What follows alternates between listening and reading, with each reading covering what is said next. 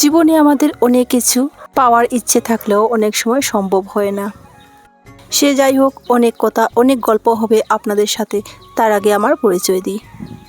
নমস্কার, কেমন আছেন সবাই?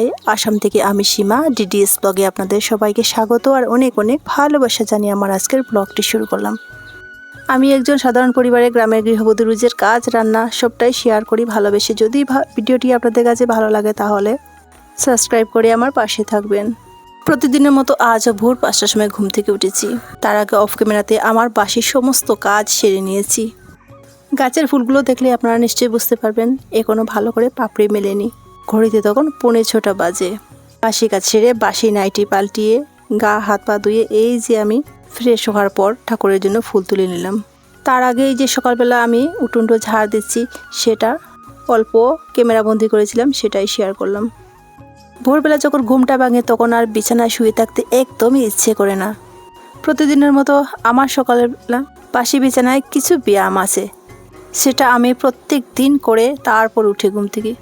ওই যে কোমরে ব্যথা, পায়ের গোড়ালে ব্যথা, অনেক আগে আমি ডক্টর দেখিয়েছিলাম, তখন আমাকে ডক্টর ওই ব্যায়ামটি করার জন্য দিয়েছিলেন।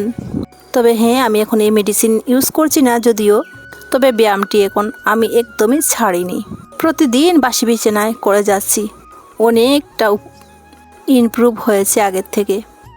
তার মধ্যে ওই যে সকালবেলা উঠোন ঝাড় দিয়েছি, সেটাও কিন্তু অনেকটা বড় ব্যায়াম। আপনাদের সাথে কথা বলতে বলতে আমার উঠোনটা ঝাড় দেওয়া হয়ে গেছে। তখন ওই যে দেখুন, ওই গাছের আড়ালে সূর্যি মামা উদয় হচ্ছেন, উনার আলোয় আলোকিত করে গাছপালা আকাশ সব কিছু যেন উনার অপেক্ষায় আছে। সকালের সমস্ত কাজ সেরে ওইদিকে আমার সমস্ত কাজ সকালের সেরে, সকালের চা ব্রেকফাস্ট সব কিছু সেরে আমি ছান করে ঠাকুর পুজো দিচ্ছি। আজ যেহেতু সোমবার, প্রতিদিনের মতো আমাদের ওই মন্দিরেও পুজো করতে হয় ভোলে বাবার। সোমবারেও আমার অনেকটা কাজের চাপ থাকে, যেমন ওই রান্নাঘর পরিষ্কার করা, এর সাথে ভোলা বাবার পুজো করা, তার মধ্যেও আমাদের নিরামিষও খেতে হয়। প্রত্যেকটি সোমবার আমরা এইভাবে পুজো করি, নিরামিষ খাই। সেজন্য আমারও যেতে যেতে না অনেকটা দেরি হয়েছে। আর তার আগে কিন্তু অনেকেই এসে পুজো দিয়ে গেছে এই মন্দিরে। এই মন্দিরে সোমবার হলে একটু ভিড় হয়, অনেকেই পুজো দিতে আসে এখানে। এই মন্দিরের বাবা ভোলানাথ খুবই জাগ্রত। অল্প অল্প ভিডিও করেছি। এরপর রান্না করার জন্য বড়বাবুকে জিজ্ঞেস করলাম কি রান্না করব, তো বড়বাবু আমাকে বললেন যে গাছে একটা চাল কুমড়ো আছে, সেটা নিয়ে আসো। ওই গাছটা আমি এর আগে শেয়ার করেছিলাম, ফুল এসেছে, ফল এসেছে, আর একটা চাল কুমড়ো একটু বড় হয়েছে, তাই এটাকে নিয়ে আসলাম। আজ বড়বাবুর খুব ইচ্ছে হয়েছে ওই চাল কুমড়ো দিয়ে ডালের সাথে কুমড়ো পুর বানানোর জন্য। দেখুন তো কুমড়োটা কত কচি আর কত সুন্দর। খুব খুশি মনে এটাকে বসে পড়লাম কাটার জন্য। ভাইটা দেখুন কত সুন্দর কচি, একদমই কোনো স্পট নেই। দাঁড়ান আমি আপনাদেরকে কেটে দেখাচ্ছি তার ভেতরটা।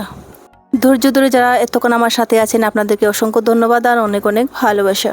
এইভাবে আপনারা আপনাদের মহামূল্যবান সময় দিয়ে আমার এই ভিডিওটি দেখার জন্য।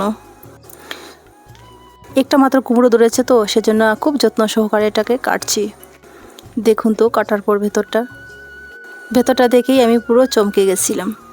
তবু আমার বিশ্বাস হয়নি বলে আমি এটাকে আর একটু ছোট করে কেটেছি। দেখুন ভাইটা ছিল কত সুন্দর, আর ভেতরে যে এত পোঁচা বেরিয়েছে সেটা কাটার পর বুঝতে পারলাম।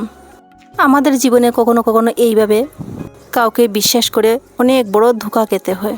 সেজন্য তো বললাম যে অনেক সময় অনেক কিছু পাওয়ার ইচ্ছে থাকলেও পূর্ণতা পায় না। দেখুন তো ভেতরটা একদম কাছে থেকে দেখাচ্ছি, পুরোটাই পচা। যদি আমি আগে জানতাম যে কুমড়োটা এইভাবে পচা বেরোবে, তাহলে কিন্তু আমি কখনোই নিয়ে আসতাম না, সেখানেই ফেলে দিয়ে আসতাম।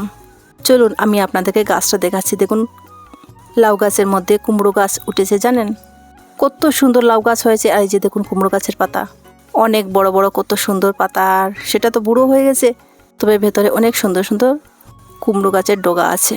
ওইদিকে দেখুন মিষ্টি কুমড় একসাথে লাগিয়েছিলাম, এটাও ধরা শুরু হয়েছে। গাছের পাতা দেখুন কত সুন্দর, অনেক সুন্দর। কুমড়ো গাছের মধ্যে যে এইভাবে পচা বেরোবে আমি স্বপ্নে ভাবতে পারিনি। মিষ্টি কুমড়োটাও এখন ধরা শুরু হয়ে গেছে। ভেতরেও কিন্তু অনেক ছোটো ছোটো আছে। ওই পাশে দেখুন ওইদিকে দেখুন কত সুন্দর গাছটা ছড়িয়ে আছে। চলে এলাম রান্না করে। কি রান্না করব সেটাই ভাবছি। বললাম না আমি করলা সেদ্ধ খেতে একটু পছন্দ করি, তাই ভাতের মধ্যে করলা সিদ্ধ দিয়ে দিচ্ছি। পাটটা বসিয়ে ভাবছি কি রান্না করব আজ। যেটা রান্না করব ভেবেছি সেটা সব উল্টো হয়ে গেছে আমার। অনেক সময় আমরা কাজ করতে করতে মনে মনে প্ল্যান করে রাখি আজ এটা রান্না করব। ওই সময়ের ভেতরে ওই কাজ করতে হবে, ওই রান্না করার জন্য অতটা সময়ের প্রয়োজন, এমন একটা ব্যাপার থাকে। তো সে যাই হোক, আমার যা ওই বাসা থেকে রান্না করে পাঠিয়েছে। দেখুন কি কি রান্না করেছে দেখাই আপনাদেরকে। এখানে শিমের বীজ ডাল করেছে, তার মধ্যে বেগুন ভাজা করে দিয়েছে, আছে এখানে বাঁধাকপি শাক, সজনে ডাঁটা কাঁচা টমেটো দিয়ে শুকনো শুকনো চড়চড়া করেছে, আর করেছে সজনে পাতা বড়া। সে যাই হোক, ওই বাসা থেকে পাঠানো আমার অনেকটা সুবিধে হয়েছে। আমি তো আমার ভাতের মধ্যে করলা সেদ্ধ দিয়েছি, আর ভেবেছি যে সিম্পলের মধ্যে যা হয় সেটা করে নেব। কেননা একা হাতের কাজ, তার মধ্যে ঠাকুর পুজো দিতে দিতে না অনেকটা দেরি হয়ে গেছিল।